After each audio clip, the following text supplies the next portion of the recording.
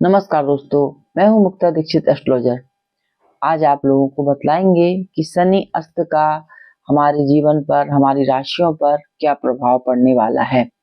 जी हाँ दोस्तों, शनि देवता के बारे में कहा गया है कि यह न्याय के देवता होते हैं, कर्म के देवता होते हैं और यदि आप सही और अच्छे कार्य करते हैं तो निश्चय ही आपको ये कहीं से कहीं पहुंचा देते हैं। लेकिन यदि आप अनुशासन से विहीन हैं, अनुशासन में नहीं रहते हैं, अच्छे कार्य नहीं करते हैं, बड़े बुजुर्गों का आदर मान सम्मान नहीं करते हैं, ऐसी स्थिति में शनि देवता जो है आपको अशुभ फल प्रदान करते हैं और आपके किए कराए पर पानी भी फेर देते हैं, क्योंकि इन्हें कर्म फलदाता कहा गया है। जो व्यक्ति जैसा कर्म करता है वैसा फल उसे देखने को मिलता है। तो जब ग्रह उदित अवस्था में रहते हैं, शुभ ग्रहों के साथ रहते हैं तो अपना जबरदस्त सुप्रभाव छोड़ते हैं। लेकिन जब ग्रह अस्त हो जाते हैं तो किन्हीं किन्हीं राशियों के लिए यह शुभ फल प्रदान करते हैं, किन्हीं को जो है अशुभ फल भी देते हैं। लेकिन अधिकांश यह देखा जाता है कि अस्त ग्रह जो रहते हैं अपना बुरा प्रभाव ही छोड़ते हैं। और यदि यह पाप और क्रूर ग्रहों के साथ हो जाते हैं तो इनकी जो है अशुभता और ज्यादा बढ़ जाती है। तो इस प्रकार से शनि जो है आपके अस्त हुए हैं 23 फरवरी से लेकर के और 29 मार्च तक। अब 29 मार्च तक का समय आप लोगों के लिए कैसा रह सकता है, ये 35 दिन कैसे रह सकते हैं, इसके बारे में आज आप लोगों को इस वीडियो में बतलाऊंगी। और आप जानते हैं कि हमारे कार्यालय से जन्म कुंडली, हस्तरेखा, रत्न वास्तु के साथ साथ शेयर मार्केट के एस्ट्रोलॉजी में आप gold, silver, Nifty Bank, crude oil, इन सब के दैनिक, वीकली, मंथली प्रेडिक्शन प्राप्त कर सकते हैं। साथ ही टाइम फ्रेम भी जान सकते हैं। तो अब हम देखेंगे कि शनि का क्या प्रभाव रहता है। सबसे पहले तो यदि हम शनि का प्रभाव देखें तो देश दुनिया पे, जी हाँ दोस्तों, शनि हर चीज पर जो है इनका विशेष प्रभाव देखा जाता है और शनि कलयुग के देवता भी कहे गए हैं। और शनि के प्रभाव का जब शनि अस्त हो जाते हैं तो इनके प्रभाव से देश दुनिया में आतंकित घटनाएं देखने को मिलती हैं, भूकंप, बाढ़, शीतलहर देखने को मिलती है, फसलों को नुकसान होता है और व्यापारिक वर्गों को लाभ देते हैं। बाजार आदि की स्थिति में जबरदस्त उतार चढ़ाव के बाद कुछ सुधार की संभावना व्यक्त करते हैं और गिरावट भी दिखलाते हैं। तो इस प्रकार से युद्ध की जो आशंकाएं बनी रहती हैं, जनता जनार्दन को कष्ट होता है, वायु वेग से जो है व्यक्ति को परेशानी देखनी पड़ती है। तो इस प्रकार से शनि का जो है देश दुनिया पर भी शुभ प्रभाव हमको देखने को नहीं मिलता है। अस्त शनि अशुभ प्रभाव ही अपना प्रदान करते हैं।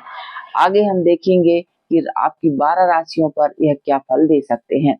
तो जी हाँ दोस्तों, यह आप अपनी लग्न राशि से, चंद्र राशि से देख सकते हैं, लग्न कुंडली से, चंद्र कुंडली से देख सकते हैं।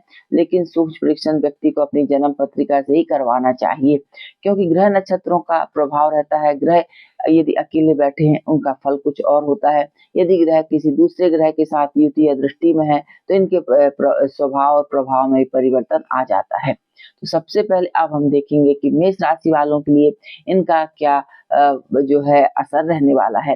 तो मेष राशि वालों के लिए 11वें भाव में इनका गोचर हो रहा है और जब 11वें भाव में शनि का गोचर होता है तो आपको आर्थिक, सामाजिक जो स्थितियों पर विशेष प्रभाव देखने को मिलता है।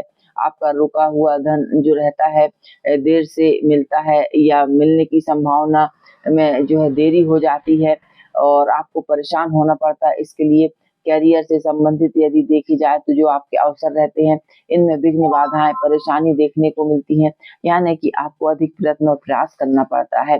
बने बनाए काम आपके होते नहीं है, बिगड़ जाते हैं। तो मेष राशि वालों के लिए इनके शुभ फल में थोड़ी कमी आएगी। अगला हम देखते हैं वृषभ राशि। वृषभ राशि वालों के लिए 10वें स्थान पर इनका गोचर हो रहा है और जब 10वें स्थान पर इनका गोचर होता है तो आपके कैरियर और प्रगति के कार्यों में ये रुकावटें पैदा कर देते हैं।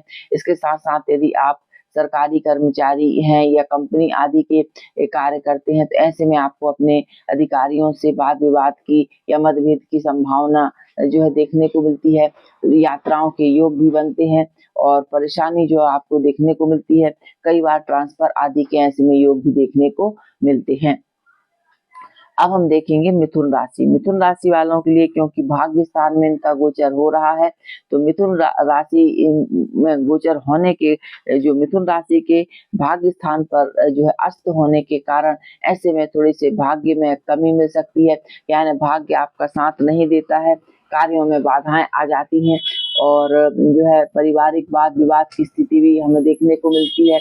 मानसिक तनाव जो रहता है बढ़ जाता है, फिजूल खर्चे होते रहते हैं और इस प्रकार से क्योंकि शनि जो है लाभ को देखते हैं और नीच राशि को देखते हैं तो टोटल हानि के ही ये अधिक योग बना देते हैं। लेकिन व्यक्ति को जो है सोच विचार के समझ के इन्वेस्टमेंट करना चाहिए और धन की है जो रक्षा करनी चाहिए। अब देखते हैं कर्क राशि वालों के लिए। जी हाँ दोस्तों, कर्क राशि वालों की यदि हम बात करेंगे तो अष्टम स्थान पे इनका गोचर हो रहा है और जब अष्टम स्थान पर गोचर होता है तो जो है धन संबंधी मामले में अनिश्चितता बनी रहती है, जीवन साथी के साथ तनाव की स्थिति देखने को मिलती है और स्वास्थ्य संबंधी समस्याएं उत्पन्न हो जाती हैं, गुप्त रोग उत्पन्न हो जाते हैं और व्यक्ति को परेशान अधिक होना पड़ता है।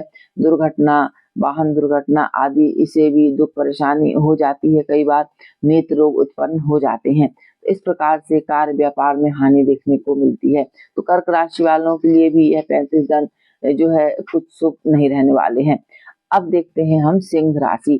जी हाँ दोस्तों, सिंह राशि वालों की यदि हम बात करें तो आपके जो है सप्तम स्थान पर इनका गोचर हो रहा है और जब सिंह राशि सप्तम स्थान पर गोचर होता है तो पारिवारिक जीवन में यानी वैवाहिक जीवन में वाद विवाद मतभेद की संभावनाएं बढ़ जाती हैं। इसके साथ साथ जो है आपके कार्य व्यापार में भी कुछ विघ्न बाधाएं देखने को मिलती हैं और जीवन साथी से तनाव की स्थिति बनी रहती है। स्वास्थ्य का ऐसे में विशेष ध्यान रखना चाहिए।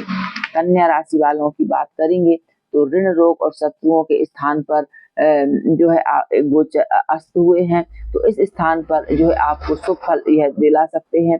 सोचे हुए कार्यों में आपको सफलता मिल सकती है, लेकिन पेट से संबंधित, गले से संबंधित जो बीमारियां हैं या रोग हैं ये फिर से आपको जो है परेशान कर सकते हैं और जो है सफलता के योग जो यहाँ पर देखने को मिलेंगे। कानूनी कोई वाद विवाद यदि आपके चल रहे थे उसमें आपको सफलता के योग यहाँ पर देखने को मिलेंगे।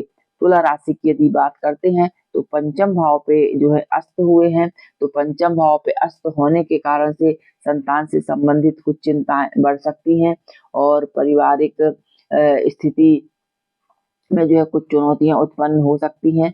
शेयर मार्केट आदि में भी बहुत ही सोच विचार कर ही इन्वेस्ट करना बेहतर रहेगा। अगला देखते हैं वृश्चिक राशि, क्योंकि चतुर्थ भाव में गोचर कर रहे हैं और यहाँ पे अस्त हैं तो इनके प्रभाव से जो है वृश्चिक राशि वालों के लिए माता के स्वास्थ्य में जो है गिरावट देखने को मिलती है। लेकिन प्रॉपर्टी से जुड़े मामलों में कुछ अच्छे योग आपको देखने को मिल सकते हैं, कुछ सफलताएं आपको यहाँ पर मिल सकती हैं और मेहनत के बाद आपको यहाँ पर सफलता के योग बनेंगे। भूमि, वाहन, भवन इनसे संबंधित कुछ शुभ समाचार आपको सुनने या देखने को मिल सकते हैं। अब हम देखेंगे धनु राशि। धनु राशि वालों के लिए क्योंकि पराक्रम स्थान पर जो है गोचर अस्त हुए हैं तो पराक्रम में जब अस्त होते हैं तो कार्य व्यापार में थोड़ी सी मंदी के योग बना देते हैं। जैसा आपका काम चलता रहता है उसमें जो है गिरावट आ जाती है और पारिवारिक जीवन और पारिवारिक विचारों में भी मतभेद की स्थिति देखने को मिलती है। यात्राओं में कष्ट के योग देखने को मिलते हैं। कुंभ राशि की यदि हम बात करेंगे तो मकर राशि वालों के लिए यदि हम बात करेंगे तो मकर राशि वालों के लिए चुनौतीपूर्ण जो है समय रहता है। वाद विवाद की स्थिति बन सकती है, पारिवारिक कलह उत्पन्न हो सकती है, धन की हानि हो सकती है। तो इस प्रकार से पैसा लगाना, खर्च करना, कैपिटल आपके लिए नुकसानदायक सिद्ध हो सकता है। कुंभ राशि की यदि हम बात करेंगे तो लग्न में ही इन जो अस्त हो रहे हैं तो शरीर थोड़ा सा शारीरिक स्वास्थ्य को परेशानी दे सकते हैं। चिंता और फिक्र आपकी बढ़ सकती है। आर्थिक स्थिति में उतार चढ़ाव की संभावना देखने को मिल सकती है।